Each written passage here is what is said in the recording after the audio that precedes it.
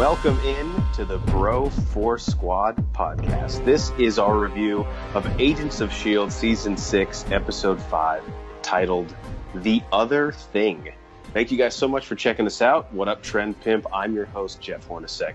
Joining me, as always, is the mad scientist, Brian Banner. Banner, I have to say, after this episode, I think you have a much more positive outlook than most of the scientists currently working in S.H.I.E.L.D.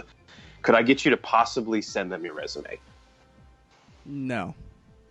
Why? Because if like some demon bat thing has the potential of eating me, I'm out. You know, there's 3 things I don't do: snakes, needles, and demon bats. Demon bats. That's right. I remember you put that in your senior quote in the yearbook, which was weird because it wasn't like typically a place to put that. All right, guys, we review all of our. It's like the scouting report on you.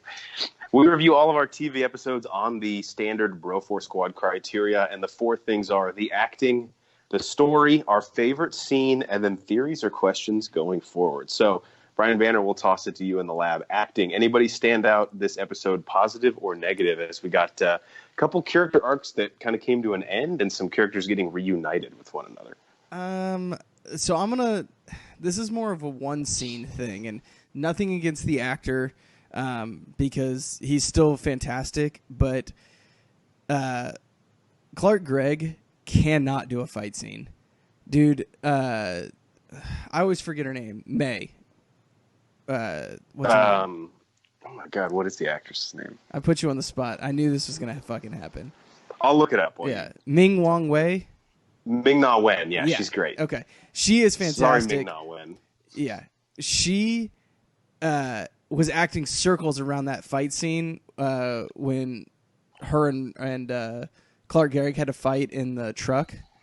Yeah. That dude, she put him to shame. Like, I know that's part of the choreography, and like he's not traditionally been asked to do something like that, but like it wasn't good at all. Yeah, he did kind of look like Dirk Nowitzki trying to get down the court. It's like, dude, you're great, but this is like not your forte. Yeah. You're not, the transition game is not you.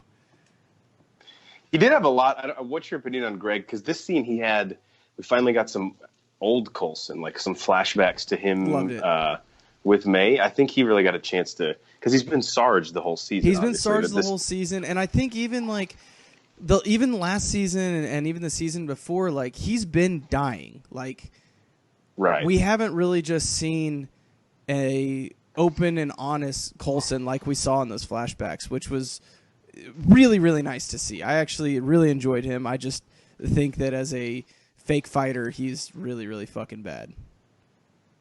That's fair. I mean, he is getting up there in years, though, so he for him to just be out there and be healthy is an accomplishment. That's true. Okay, for me, I have 2 positive and then one guy that, like, I've been stringing along, and I got to just shit on him hard today. So first off, the good ones. Maximilian Osinski is his name, as Davis. Dude, has he been, like, the breakout surprise this season? He's just a fucking bro, dude. Like, He's is great. I know. Like, I haven't wanted to come out publicly and say, like, I like him, because him and Piper having to play off each other, I don't think she's good at all, and she brings him down. But, dude, I agree, man. He's been fun. That's how I like my Agents of S.H.I.E.L.D., man. Just have fun with it. And him and Piper, they've given him more to do in the first 5 episodes of this season than they have in the entire duration of the show before this. And it's been needed because obviously the team's been fractured and divided and we've lost some agents. But I think it's worked, man. It was a calculated risk and it's paid off. Yeah, I'll be interested to see what they do in coming episodes now that we'll get back into that story. But now that they're back on Earth, I'll be interested to see what they do moving forward. Right. And then another guy that, again, has a tough job because he's playing a robot, but he's managed to make him endearing, especially the last 3 episodes. Joel Stauffer as Enoch. I mean, it is hard to play a Chronicon. Their job is to not be able to emote and to basically be stoic all the time. But he's given me something. And the him and Fitz relationship has been a pleasant surprise this season, too. The other chick that we got introduced to this episode, who's another Chronicon, who played Althara? Yeah. That was the character's name? Yeah. Like, you could tell she was trying so hard to be as good as him. And she did a great job. Don't get me wrong. but like not even on the same level. Like she's like AA and he's like major league legendary level. Right. It is tough. It's tough to play a robot. So if you can get anything out of it, that's big. And then the guy who I'm out on, I've been back and forth. I've given him chances.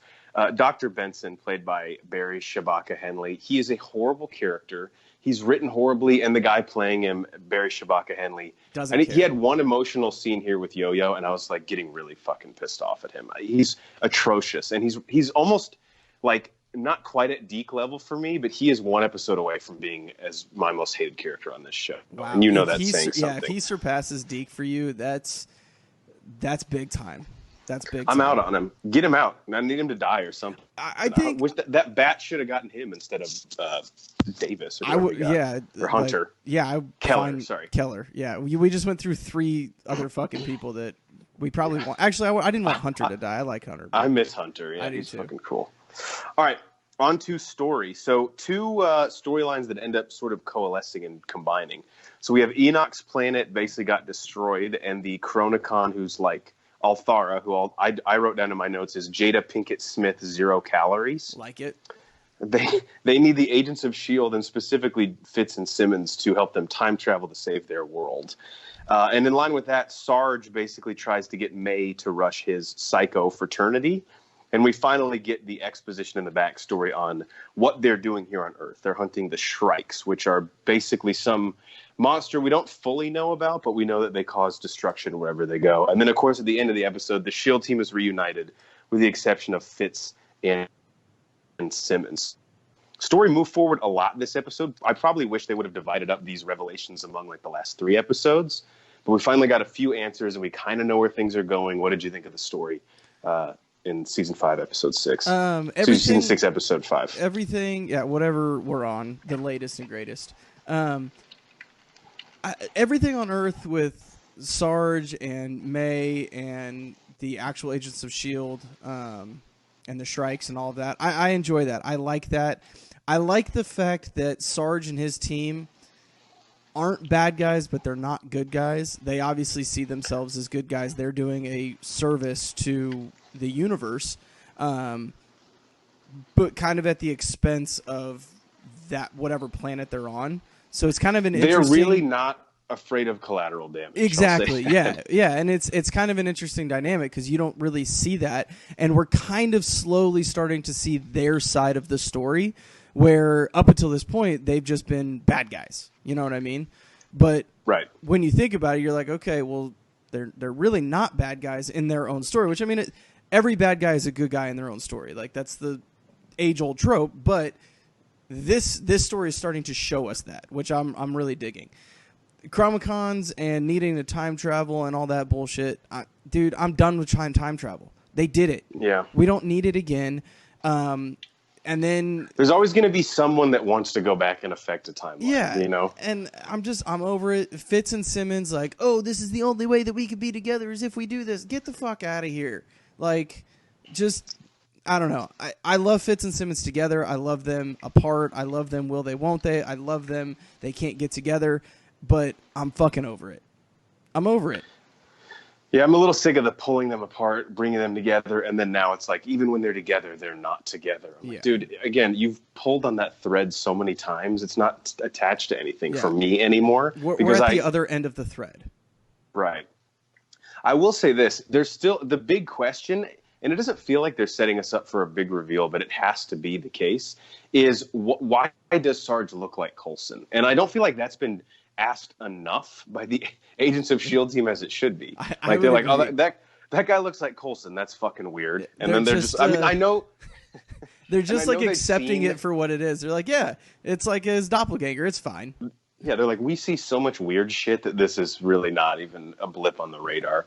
And then, so I'm sure that the other shoe will drop there. So I'm kind of interested with that now that we know Sarge's team's motivation a little bit.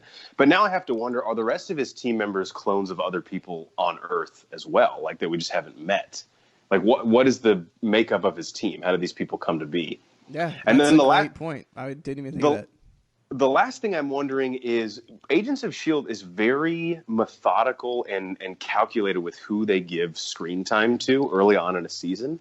And the investment in Mac and it seems like Yo-Yo, like we have not seen the end of that story. I don't know if it's a romance, no. a romance specifically, something, but also they both don't feel like they want that in a weird way. Not even in a weird way. Like they both feel like, okay, yeah, we were together and it really didn't make either of us better people or bring us much joy. And Yo-Yo, she is a mess mentally right now, man. I don't blame her, but she's can't fight love, up. man. You can't fight love. Well, the way the story went today, I just kind of wanted her to kick the shit out of Dr. Henley. Which is just very because I fucking hate him. Or Dr. Benson, excuse me. I get all my actors and characters' names confused. Either way. But yeah, the story here, again, it was a necessary episode in terms of giving us some exposition and furthering the plot. But definitely a little bit of a departure from the tone of the last two episodes. And I felt a little underwhelmed with the way that the team got reunited. I don't know. Maybe because it doesn't feel like much of a resolution because of everything going on with Fitz and Simmons. This is also the episode that I feel like has been most balanced between the two storylines. For sure. In previous episodes, it's been very heavily, if not completely, one side or the other. So I liked how it was a little bit more balanced between the two storylines. That's a good point. Yeah, it was. I didn't obviously run my stopwatch, but it felt like it was about 50-50 in terms of. Yeah, from my stopwatch, it was about 49-51. Okay, that's pathetic. All right, best scene. I'll go first here because there's really not much to pick from, just because nothing really stood out to me. But I really liked May's. I called it a tryout against that zombie dude who's infected with the bat, where he was like doing classic zombie shit, where he's like ultra flexible and like bending over backwards, and she kicks the shit out of him. I thought that was really interesting. How Coulson was like, "Good luck," and they leave the room and then go like, evaluate from behind the door. And then another thing I just have to give an honorable mention to, and I'm sorry if this was yours, but just all of the flashbacks of Coulson and May kind of towards the end of his life. I would love, and I'm sure they'll give it to us not piecemeal at some point, but just like a 5-minute scene of them just having a conversation about his life, all the crazy shit that he's seen, and like him coming to terms with his inevitable death and her being there with him. I don't know, that felt really poignant, even though it was like 20 seconds at a time, 30 seconds at a time, and May still in this hallucinogenic state. They put in so much time with those two characters over the course of the show that anytime you give me them together with the emotional stakes that high, I can't get enough of it. Yeah. How about you? And again, with those flashbacks, we're getting a Phil Coulson and a Melinda May that we don't get to see at length really ever, especially May. Especially May, yeah. And so she's never emotionally like conscious or vulnerable. Right, it was really cool to see, I would agree. But I am going to pull a page out of our good friend Matthew Geiger's book, and I'm just going to go worst scene. Oh man, we don't do this often, but he's been known to do it on the occasional Game of Thrones episode. He'll do it. I already talked about it earlier. The fight scene where May essentially escapes from Sarge's hands and takes over the invisible semi-truck, and how she dopes the butterfly chick. And then that chick is really stupid, I have to say. She is. I mean, she's really dumb. She is. She's hot, so she can get away with it. Very attractive.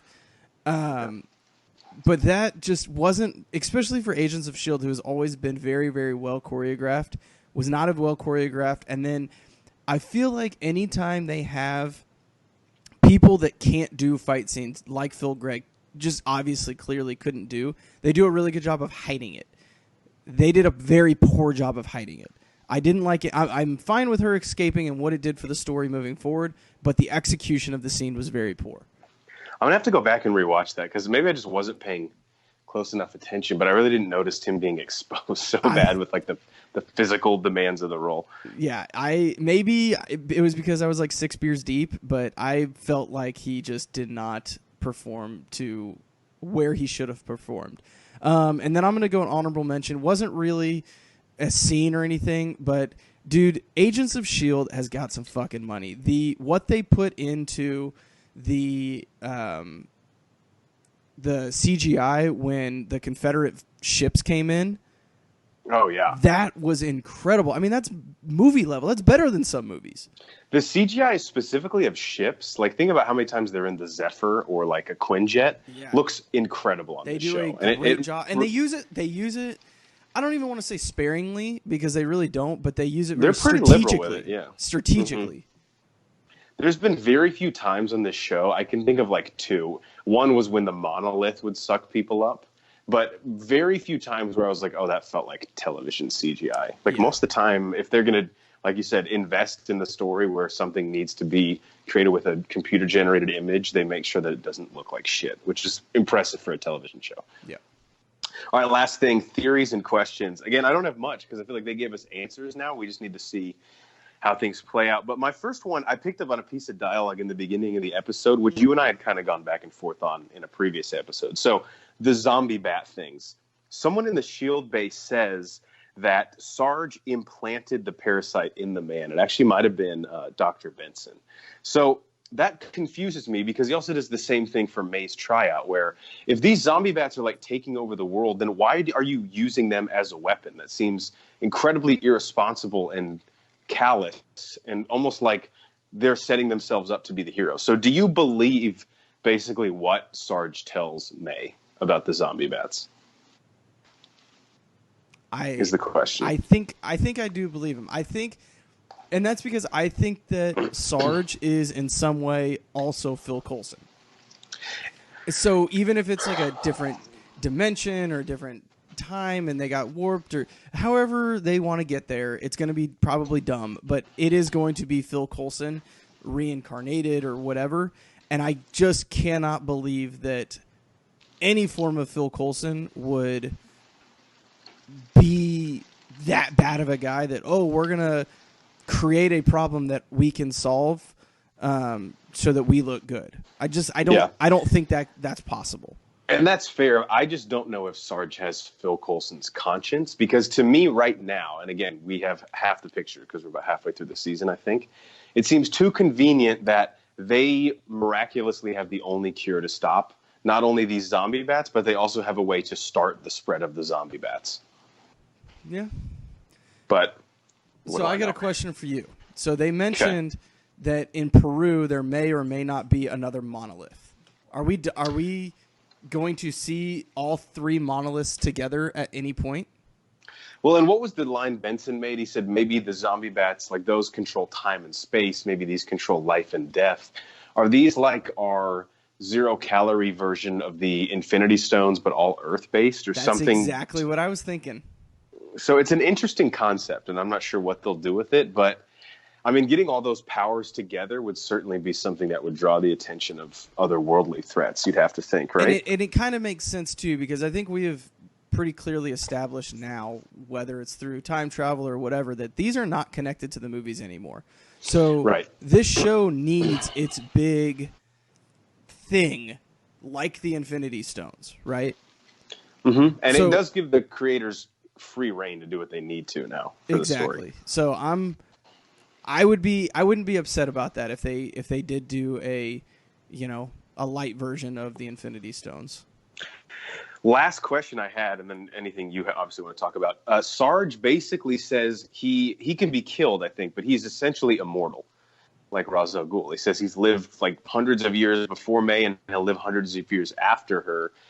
Knowing he looks like Phil Coulson, what is he? Project Tahiti, did that create him? Is he even human in and of itself? I mean, that line, again, was not put there by accident. And May probed a little bit, but again, I'm like, May, ask more questions. You're just letting him... Her fact-finding skills are very subpar. Right. She's like, just punch him in the face. Yeah, exactly. She'd rather just get to the ass-kicking, which is fine. I'm not upset about it.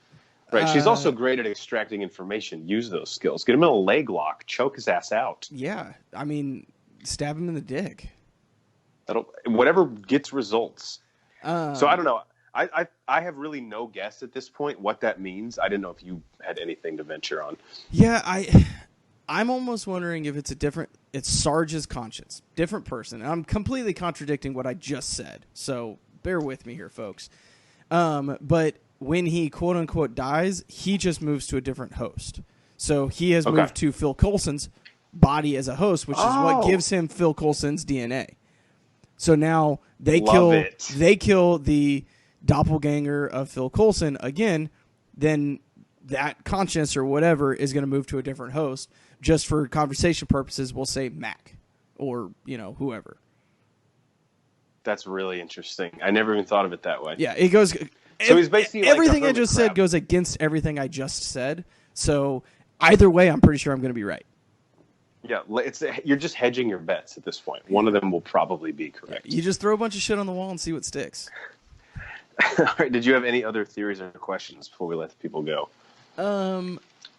Do you think that Fitz and Simmons are ever going to, as a pair or as a couple, ever be with? Is the entire team ever going to be back together again? No. I do think, this is my bold prediction, my theory, one of Fitz or Simmons, like Gemma or Leo, will die this season. I think it has to happen. And I think they are setting it up like Fitz has been more reckless the past few seasons, but Gemma, for whatever reason, especially like the last 2 or 3 episodes, like if you exclude when she was on like that acid trip, she seems really like she's come to terms with she's willing to die. I would agree with that. I don't know. 100%. So at this point, if Vegas asked me to place my bet, I don't know. I mean, I think the value would be on her. Like Fitz would still probably not pay out as much, but it's a crapshoot. But I think one of them will not see the end of the season. And by the end, I mean like legitimately be out of the show. They've already tried to kill Fitz once, and I mean, people like us, the fans, were like, look, he's way too good of a fucking actor for you to actually kill him off. So don't do that. So I would say that the writers are going to say, no, we're going to go ahead and kill Gemma off just because we already tried to do that once and you guys rioted in the streets. Let's see if we can keep you guys from rioting again. The writers, basically, if you gave them the choice, like, all right, you need to either get these two back together or kill one of them this season because the constantly tearing them apart isn't going to work. And I just don't think they'll ever allow for nice things to happen to Gemma and Leo, so they'll probably just kill one of them if those are their two choices. It looks like we're going to get a lot. I don't know if you've watched the coming up on, but it looks like we're going to get a lot of their story in the next episode. Yeah, I did. I know Trend Pimp doesn't watch that, so we won't spoil anything for him. But yeah, it looks heavily centric on Gemma and Fitz in the next one. All right, for the mad scientist, Brian Banner, I'm the mayor, Jeff Hornacek, and we are the Bro Force Squad podcast. Thank you guys for checking us out. Comment below your theories on Agents of S.H.I.E.L.D. Season is an abbreviated one this year, so we don't have much left. Please subscribe to us on iTunes, YouTube, and Spotify. Just type in Bro Force Squad, 3 separate words. Type in those same 3 words on letterboxd.com to check out all of our movie reviews. Follow us on Twitter at Bro Force Squad and check out everything we post on our website, broforcesquad.com. Till next time, I think I parked my car on the Chronoton planet, so just need to go and grab that real quick. Which definitely didn't blow up, I hope. Nah, you're fine. You got gap insurance, right?